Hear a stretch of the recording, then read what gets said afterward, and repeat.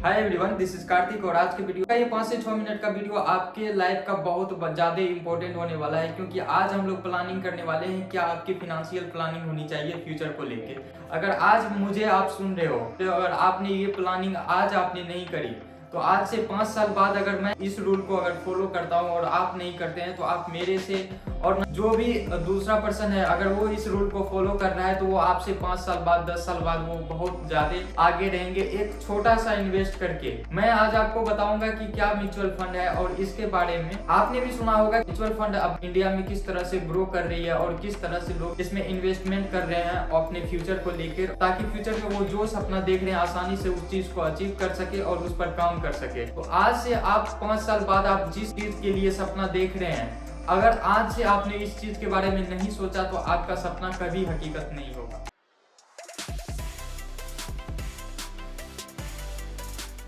सबसे पहला सवाल तो ये है कि हमें इन्वेस्टमेंट करने की जरूरत क्यों पड़ती है। तो इसको क्लियर करने के लिए आपको पता होगा कि इन्फ्लेशन नाम की एक चीज होती है। आपके पास अगर 1 लाख रुपया है, उस 1 लाख रुपया को आप अकाउंट में रखते हैं और उसका वैल्यू आज 1 लाख का जितना है मार्केट में, आज से 5 साल बाद उसी 1 लाख का वैल्यू घट जाएगा। तो इस तरह से अगर आप उस पैसे में इंप्रूवमेंट नहीं लाते हैं, उसको इंक्रीज नहीं करते हैं, तो एक दिन बाद 5 साल बाद आप उसी 1 लाख को उतना यूज नहीं कर पाएंगे जितना कि आज उस 1 लाख जैसे काम कर सकते हैं। जैसे कि आपने अगर कोई घर खरीदा था आज से 5 साल पहले, कहीं ना कहीं उसका महंगाई बढ़ चुका है। आज से अगर 5 साल पहले आप अगर घर बना लेते तो कम पैसे में हो जाता, लेकिन आज अगर आप घर बनाना चाह रहे हैं तो ज्यादा इन्वेस्ट करने की जरूरत पड़ेगी। अगर आप हस्बैंड वाइफ दोनों मिलकर अगर दोनों जॉब करते हैं और आप लोग घर में आपका घर का मंथली इनकम अगर 1 लाख रुपया है, तो एक ऑप्शन हो सकता है कि आप सेविंग अकाउंट में इस पैसे को रख दें। इस पैसा को अगर आप सेविंग अकाउंट में रखते हैं तो आपको 3 से 6% तक का इंटरेस्ट मिलेगा। अगर इससे भी ज्यादा देखना चाहते हैं तो आप उनका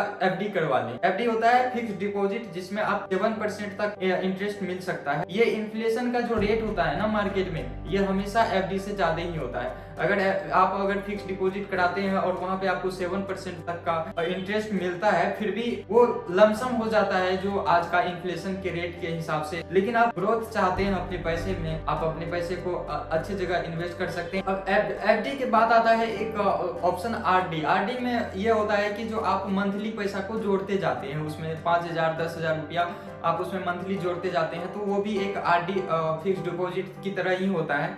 और दूसरा होता है आप गोल्ड या ज्वेलरी। आपके पास अगर 1 लाख रुपया है, 2 लाख रुपया है, जो भी है, आप उससे का अगर गोल्ड खरीद लेते हैं, गोल्ड में इन्वेस्ट करते हैं, तो आप समय के साथ साथ जैसे जैसे इन्फ्लेशन रेट बढ़ता जाएगा, महंगाई बढ़ती जाएगी, वैसे वैसे आपका गोल्ड का वैल्यू भी बढ़ता जाएगा। दूसरा टाइप का होता है कि आप LIC में भी कर सकते हो इन्वेस्टमेंट पॉलिसी। इसमें मैं बताऊंगा एक सेपरेट वीडियो में कि किस तरह से इसमें आपको पैसा लगाना होता है और एक फिक्स टाइम के बाद वो पैसा डबल हो जाता है। उसके बाद आप अगर उसको जितना ज्यादा टाइम तक लगाएंगे उसमें आपको उसका पैसा का रिटर्न्स में मिलेगा। इसका कोई फिक्स रेट नहीं होता है। और दूसरा टाइप का होता है रियल एस्टेट। रियल एस्टेट लगाना ठीक है, आप इसमें इन्वेस्ट कर सकते हैं। आप मान लो कहीं पे आप लैंड अगर खरीद रहे हो और उसमें आप इन्वेस्ट कर रहे हो, एक टाइम फिक्स टाइम के बाद आपका जैसे जैसे इन्फ्लेशन रेट बढ़ते जाता है तो आपका लैंड का वैल्यू, आपने जो खरीदा है उसका भी वैल्यू धीरे धीरे इंक्रीज होते रहता है। तो ये आपको कहीं लॉस नहीं देगा, आप इसमें इन्वेस्ट कर सकते हो। ये मुझे ठीक ठाक लगती है। दूसरा चीज होता है क्रिप्टो या ट्रेडिंग। क्रिप्टो या ट्रेडिंग में मुझे नहीं लगता इसमें आपको करना चाहिए, क्योंकि मुझे ऐसा लगता है कि इसमें वॉलेटिलिटी ज्यादा है। और दूसरा होता है स्टॉक मार्केट। स्टॉक मार्केट में आपने सेविंग अकाउंट में जो दी है पैसा, आपने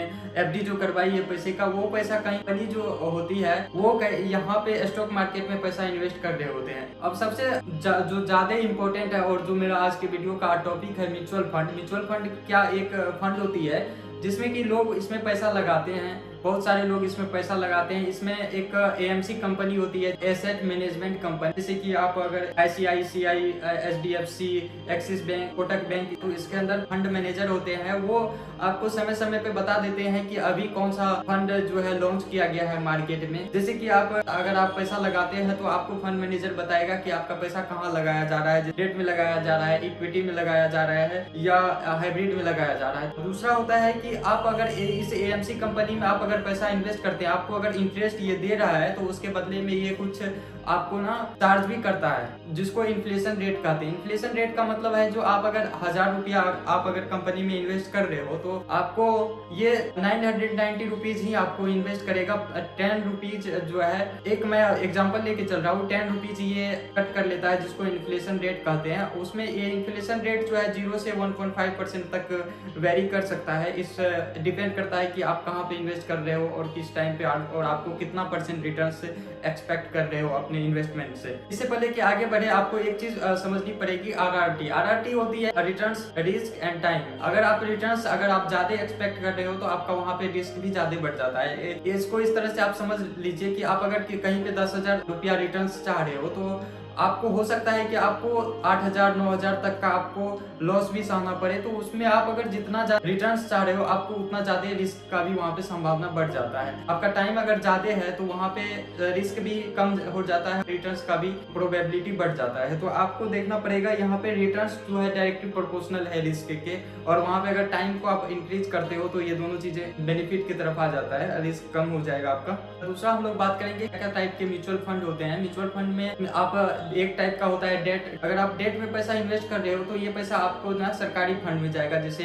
FD लाइक इंस्ट्रूमेंट में जाएंगे पैसा। डेट में अगर आप पैसा इन्वेस्ट करते हो तो इसमें जो है आपको सेविंग अकाउंट में जितना इंटरेस्ट मिलेगा उससे ज्यादा मिलेगा, FD के आसपास तक मिलेगा, और इसमें रिस्क भी बहुत कम होता है। और ड्यूरेशन के हिसाब से इसमें भी डेट को भी कई पार्ट्स है, इसका भी कई प्रकार का होता है। अगर आप कम टाइम के लिए इन्वेस्ट कर रहे हो या ज्यादा टाइम के लिए कर सकते हो, तो मैं आपको बता देता हूँ कि आपको कि अगर डेट में आप इन्वेस्ट करने का सोच रहे हैं तो आप और आपके पास कितने दिन का टाइम है तो आप कहाँ पे इन्वेस्ट कर सकते हो। तो यहाँ पे है, अगर आप डेट में आप लिक्विड फंड में अगर जमा करते हो तो लेट से आप अगर आपके पास अगर 1 करोड़ रुपया पैसा आता है कहीं से और आपको 10 रोज बाद वो उस पैसे को कहीं पे भेजना है, तो आप उस पैसे को यहाँ लिक्विड फंड में लगा सकते हो। जैसे कि अगर आप इस 1 करोड़ रुपया को आप अपने अकाउंट में रखते हो तो वहाँ पे आपको कोई इंटरेस्ट नहीं मिलेगा, कुछ भी नहीं मिलेगा। लेकिन वही 1 करोड़ रुपया आप 10 दिन के लिए भी यहाँ पे अगर लगा देते हो तो यहाँ पे जो आपको इंटरेस्ट मिलेगा वो आपको FD के बराबर तक का इंटरेस्ट मिलेगा, और 10 दिन बाद आपको उसके ब्याज के साथ साथ रिटर्न्स भी हो जाएगा। अगर आपके पास 6 मंथ से ज्यादा का टाइम है तो आप ड्यूरेशन फंड के अंदर आप इन्वेस्ट कर सकते हो, जिसमें आप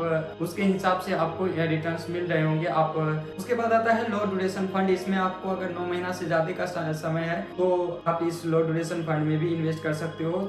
तीसरा आता है short term fund. Short term fund ये ईयर वाइज चलता है। जैसे अगर आपके पास आप एक साल से ज्यादा टाइम के लिए अगर आप इन्वेस्ट करना चाहते हो तो आप शॉर्ट टर्म फंड में जमा कर सकते हो। और उसके बाद आता है मिड टर्म फंड। इसमें आपके पास अगर 1 साल से 2 साल तक का टाइम है तो आप इस मिड टर्म में इन्वेस्ट कर सकते हो। उसके बाद आता है गिल्ड फंड। गिल्ड फंड में 2 साल तक का होता है। आपको मैं एक इसका लिंक दे दूंगा, टिकट ऐप पे आप जाके यहाँ पे चेक कर सकते हो कि किस तरह से आपको कहाँ पे किस टाइप का आपको चूज करना चाहिए। आपके समय के अनुसार से आप कितना % का आप रिटर्न्स चाह रहे हैं, आप यहाँ पे जाके आसानी से चेक कर सकते हो। यहाँ पे AUM होता है, एसेट्स अंडर मैनेजमेंट। दूसरा होता है कि एक IDCW होता है, इसी का टाइप है। एक IDCW का होता है कि इनकम डिस्ट्रीब्यूशन कम कैपिटल विड्रॉल। अगर इक्विटी में कर रहे हो अगर और लार्ज कैप में आप अगर इन्वेस्ट करना चाह रहे हो तो लार्ज कैप में आप, लार्ज कैप का मतलब ये हुआ कि ये बड़ी कंपनी है, मतलब कि इसका मार्केट कैपिटलाइजेशन बड़ी है। 3 साल से ज्यादा टाइम के लिए आप अगर लगाना चाह रहे हो तो आप लार्ज कैप में इन्वेस्ट कर सकते हो।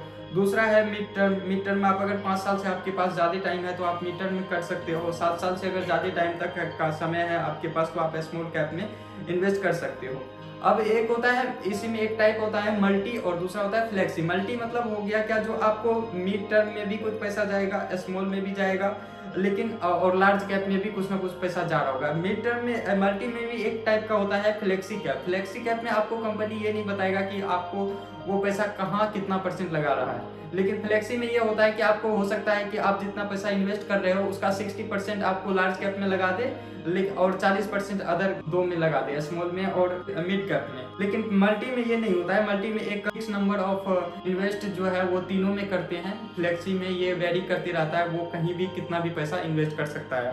इसमें लार्ज कंपनी जो होती है ना, ये अच्छी कंपनी है, हिलने वाली कंपनी नहीं है। आप इसमें बेफिक्र होके इन्वेस्ट कर सकते हो।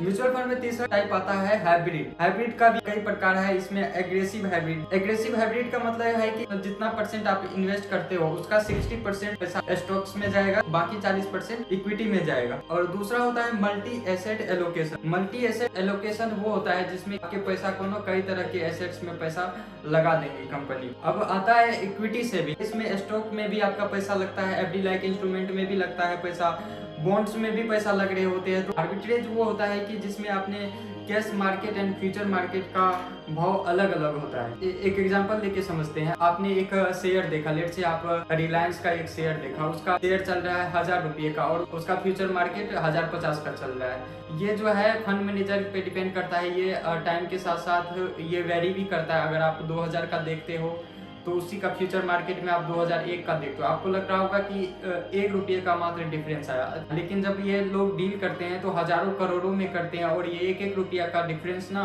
करोड़ों रुपया तक चले जाता है। कैपिटल प्रोटेक्शन होता है कि आप अगर 1 लाख रुपया इन्वेस्ट कर रहे हो तो उसमें आपने जितना इन्वेस्ट किया उतना तो आपका सेफ है। लेकिन इसमें ये होता है कि इसमें रिटर्न्स का जो है गारंटी नहीं है कि आपको क्या मिलेगा। सेफ तो है पर रिटर्न्स उतना आप इसमें एक्सपेक्ट नहीं कर सकते। ये तो आपको प्रकार हो गया, इस तरह से आप इन्वेस्ट कर सकते हो। आपको अगर एक कार लेनी है, आज आपकी एक कार, आज से आप 3 साल बाद उस कार को अगर चेंज करना चाहते हैं, आप अपस्टॉक्स के SIP कैलकुलेटर पे जाके चेक कर सकते हैं। मैं इसका लिंक बायो में दे दूंगा कि आप अगर 3 साल तक के लिए 24,000 रुपया तक का इन्वेस्ट करते हैं तो अगर आप 10% मिनिमम मान के मैं चल रहा हूँ कि आप अगर मान लेते हैं 10% तक का रिटर्न एक्सपेक्ट करते हो, 3 साल तक के लिए हम यहाँ पे लेके चल 10 लाख से ज्यादा तक प्राइस चला जाता है। अगर आप आज से 10 साल बाद एक घर खरीदना चाहते हैं, 15,000 रुपया तक का आप अगर इन्वेस्ट करते हो और आप मान लेते हैं 10 साल के लिए कर रहे हो तो 15% का रिटर्न आपको इजिली मिल जाएगा। 40 लाख तक का आप अपना जो है सेविंग कर सकते हो कहीं नया घर लेने के लिए। आप अपने बच्चों के एजुकेशन पे इन्वेस्ट करना चाहते हैं, आज से 20 साल बाद एजुकेशन पे जो खर्च होने वाला है उसका प्लानिंग आप अभी से अगर कर सकते हैं तो आप सिर्फ 1000 रुपये 18% के अगर रेट से अगर देखते हैं तो ये आपको 20 लाख तक आज से सेविंग कर सकते हो। अगर आप अपने शादी को लेकर या अपने बच्चों की शादी को लेकर आज से 25 साल बाद अगर प्लानिंग करना चाह रहे हैं तो, और अगर आप 1000 रुपया अगर मंथली करके इन्वेस्ट करते हैं तो आज से मान लेते हैं एक मिनिमम क्राइटेरिया लेके चलते हैं कि 18% 17-18% के आसपास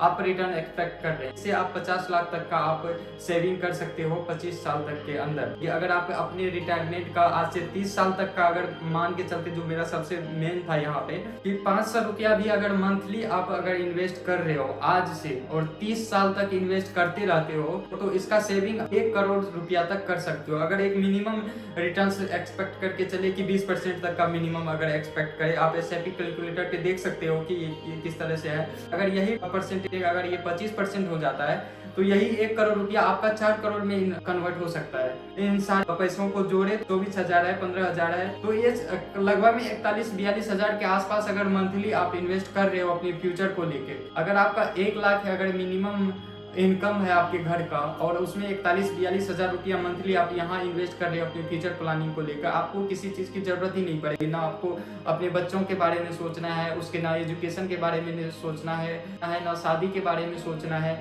न खुद के रिटायरमेंट के बाद आप क्या करेंगे, आप बूढ़े हो जाएंगे तो उसके भी बारे में नहीं सोचना। आप बिल्कुल बेफिक्र होके आप अपने फ्यूचर का प्लानिंग कर सकते हैं। इसलिए आप क्या करना चाहते हो लाइफ में, आप अपना गोल सेट करें, उस पर काम करना स्टार्ट करें और एक छोटा छोटा सा जो है अभी इन्वेस्ट करके अपनी लाइफ को करोड़ों में बदल सकते हैं।